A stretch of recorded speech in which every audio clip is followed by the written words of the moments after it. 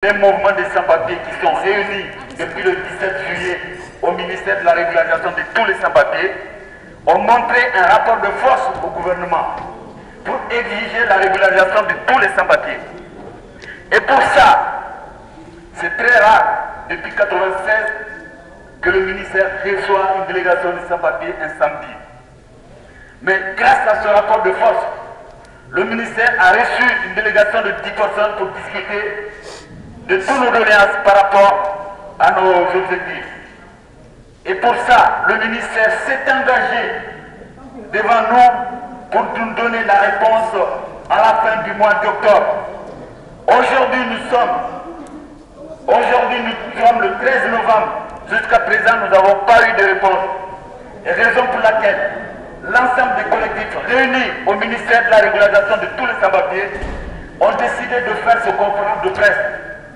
D'abord s'adresser à la presse et aussi aux Français pour dire que demain, la manif de demain 14 est capitale pour nous.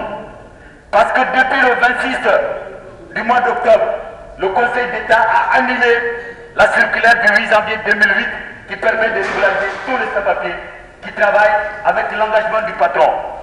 Mais aujourd'hui, ce que nous voulons, nous, le ministère de la régularisation et tous les sans-papiers, que le gouvernement puisse prendre la décision digne et humaine de régulariser tous les sans-papiers en France. Et sur ça, nous avons discuté sur plusieurs points que je vais faire la lecture devant vous.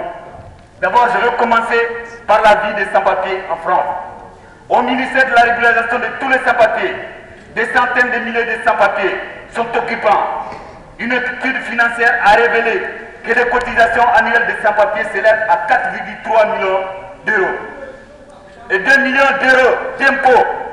La totalité des estimations pour 5 ans sur 10 000 manifestants du 10 octobre s'élève à 31,5 millions d'euros. 1,8 milliard d'euros, c'est le montant des cotisations des travailleurs sans papier déclarés sur la base du SMIC en France aujourd'hui. Encore une fois, ces chiffres ne sont compatibles pas au travail au noir, ni les cotisations des nombreux sans-papiers gagnant plus que le SMIC. Imaginez le total des cotisations de l'ensemble des sans-papiers, environ 500 000 à 800 000 en France, sachant que le tiers des sans-papiers ne font pas de demande de régularisation. Les patrons et l'État sont les gagnants. Le quotidien des sans-papiers dit quoi? Pas de travail ou travail de misère, pas de droit au logement, pas de droit aux soins, la peur, les contrôles, les arrestations, les gardes à vue, les centres de rétention et les expulsions. On construit nos maisons, vos maisons, et aussi nos centres de rétention.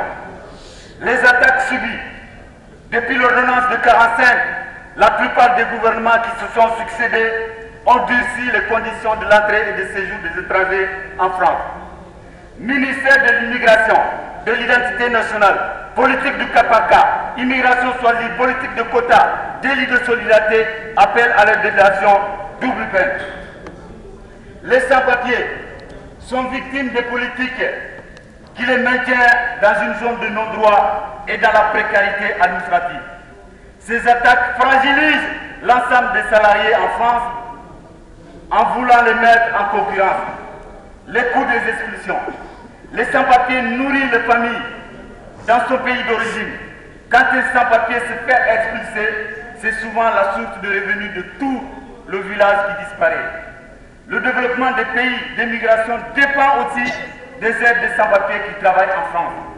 L'ANAM, payée par les travailleurs sans-papiers, est une taxe à laquelle sont comptés les frais d'expulsion. 900 € pour le salaire de 1,5 au SMIC ou 1600 € pour les salaires supérieurs à 1,5 du SMIC sont payés par les patrons, mais seront remboursés par les sans-papiers. D'autres frais s'ajoutent aussi, la visite médicale et les taxes aux préfectures. Les montants de ces taxes sont ajoutés à la taxe d'ANAM. Un sans-papier qui s'est fait expulser ne peut bénéficier du droit à l'aide au retour, une aide qui est généralement matérielle et pas financière. Après une dizaine d'années hors du pays, Il lui faut du temps pour se réintégrer à son propre pays. Les difficultés de retour ne sont absolument pas prises en compte par le gouvernement. La plupart des sans-papiers ne sont pas célibataires. Ils ont ici des familles. Quand on expulse le père travailleur, la famille reste. La femme se trouve seule et qu'elle travaille ou non, sa vie est rendue encore plus difficile. En expulsant le travail sans papier, c'est souvent la principale source de revenus des familles qu'on détruit. Les conditions inhumaines d'expulsion, les scotch, les attaquer, tabasser, droguer aux somnifères, voire assassiner. On ne leur laisse même pas le temps de prendre leur bagage. Ils sont expulsés avec leur seul pantalon et semis. Et on leur retire tout l'argent qui est dans les... avant de les expulser.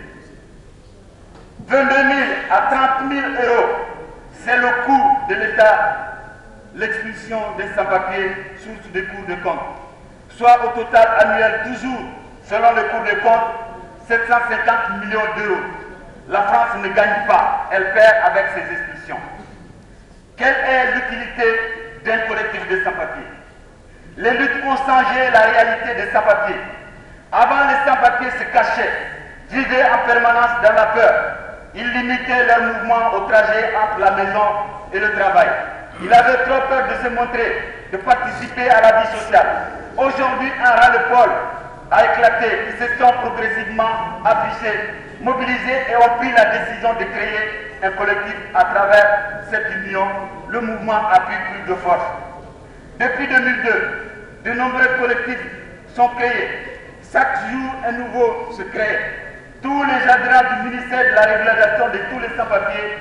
Aujourd'hui, les sans-papiers ont une voix propre grâce à la lutte. Les collectifs peuvent être des véritables forces. L'espérance est renforcée. La masse des sans-papiers qu'on ne voyait pas jusque-là a donc été mise à jour. Cette nouvelle visibilité a engendré davantage d'union, mais aussi de connaissance des sans-papiers par la population. Communiqué officiel du ministère de la régularisation de tous les sans-papiers en faveur du mouvement des grèves de travail sans-papiers. Le ministère de la régularisation de tous les sans-papiers veut un critère équitable dont tous les sans-papiers pourront se retrouver. L'ensemble des collectifs de sans-papiers au ministère de la régularisation, son soutien à tous les piquets de grève qui luttent dans leurs entreprises pour obtenir leur régularisation et raffinent leur condamnation à toute forme d'expulsion des sans-papiers. On vit ici, on bosse ici et on reste ici.